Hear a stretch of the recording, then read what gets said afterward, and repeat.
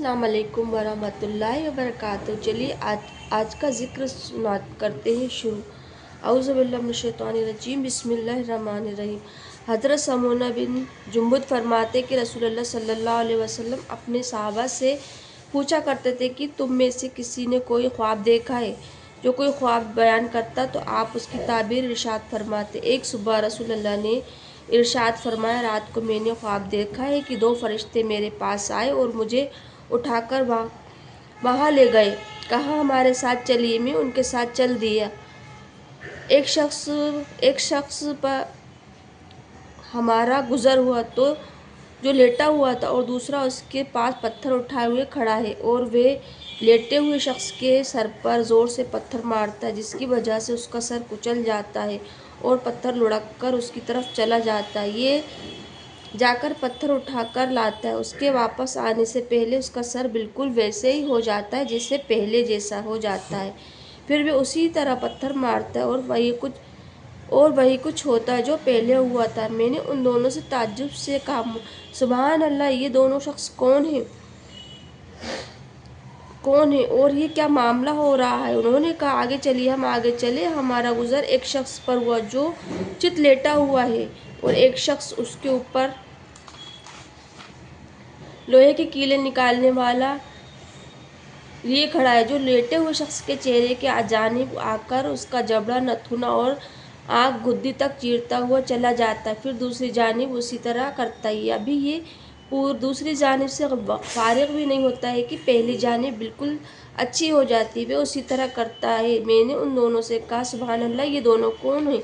उन्होंने कहा, आगे चलिए, आगे चलिए। हम आगे चले तो एक तंदूर के पास पहुँचे जिनमें बड़ा शोर व गुल हो रहा था। उसमें झाँक कर देखा तो उसमें कुछ मर्द और कुछ औरतें नंगे हैं। उनके नीचे से आग का एक शोला आता है। जब वे उनको अपनी लपट में लेता है तो चीखने लगते हैं। मैंने उन दोनों से पूछा, ये कौन लोग हैं?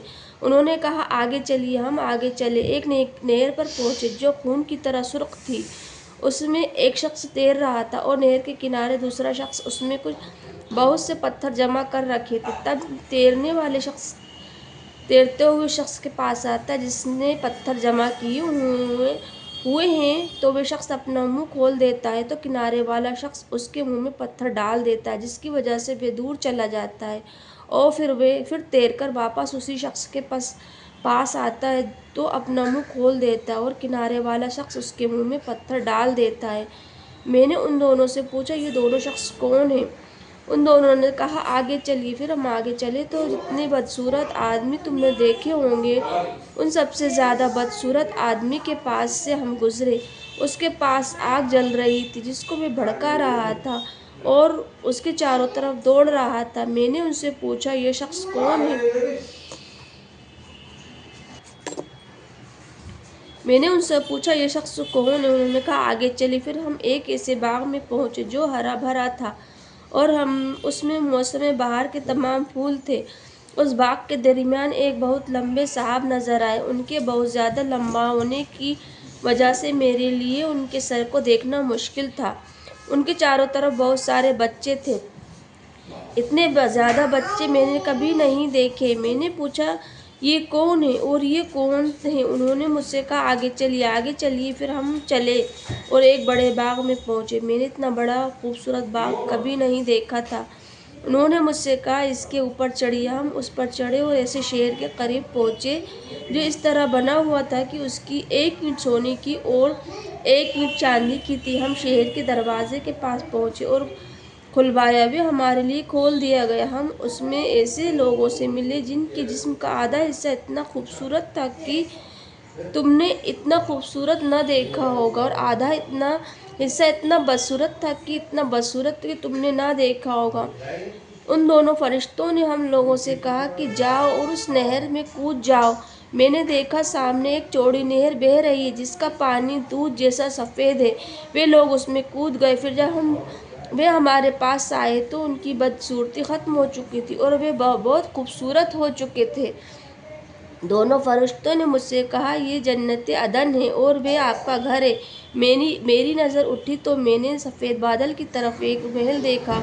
उन्होंने कहा, यही आपका घर है। मैंने उनसे कहा, میں نے ان سے کہا بارک اللہ فیکما، اللہ تعالیٰ تم دونوں میں برکتیں دے، چھوڑو میں اس کے اندر جاؤں۔ انہوں نے کہا ابھی نہیں، لیکن بعد میں تشریف لے جائیں گے۔ میں نے ان سے پوچھا آج رات میں نے عجیب چیزیں دیکھی، یہ کیا ہے؟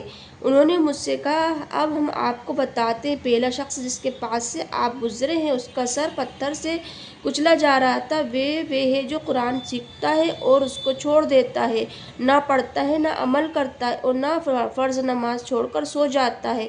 اور دوسرا شخص وہ ہے جس کے پاس سے آپ گزرے ہیں اس کے جبڑے نتھنے اور آنکھ کو گدی تک چیرا جا رہا تھا۔ وہ ہے جو صبح گھر سے نکل کر جھوٹ بولتا ہے اور وہ جھوٹ دنیا میں پھیل جاتا ہے۔ تیسرا وہ ننگے مرد اور عورتیں جنہیں آپ نے تندور میں جلتے ہوئے دیکھا تھا، زناکار مرد اور عورتیں ہیں۔ چوتھے وہ جس کے پاس سے آپ گزرے جو نہر میں تیر رہا تھا، اس کے منہ میں پتھر ڈالا جا رہا تھا، سود خور ہے۔ پانچواں وہ بدصورت آدمی جس کے پاس سے آپ گزرے جو آگ جلا رہا تھا، اس کے چاروں طرف دوڑ رہا تھا، جہنم کا داروغہ ہے جس کا نام ملک ہے۔ چھٹے وہ صاحب ہیں جو باغ میں حضرت ابراہیم علیہ السلام ہیں اور وہ بچے جو ان کے چاروں طرف تھے، وہ ہیں جو بچپن ہی میں فطرت اسلام پر مر گئے تھے۔ اس پر کسی صحابی نے پوچھا یا رسول اللہ مشرکین کے بچوں کا کیا ہوگا؟ آپ صلی اللہ علیہ وسلم نے ارشاد فرمایا مشرکین کے بچے ہی وہی تھے اور وہ لوگ جن کا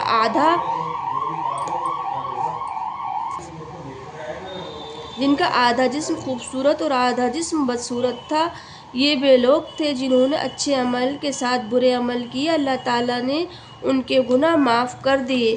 آمین ثم آمین۔ ہم سب کو اللہ تعالیٰ ہر برائی سے بچائے، ہماری مغفرت کرے اور ہم سب کو عمل کرنے کی توفیق عطا فرمائے، آمین۔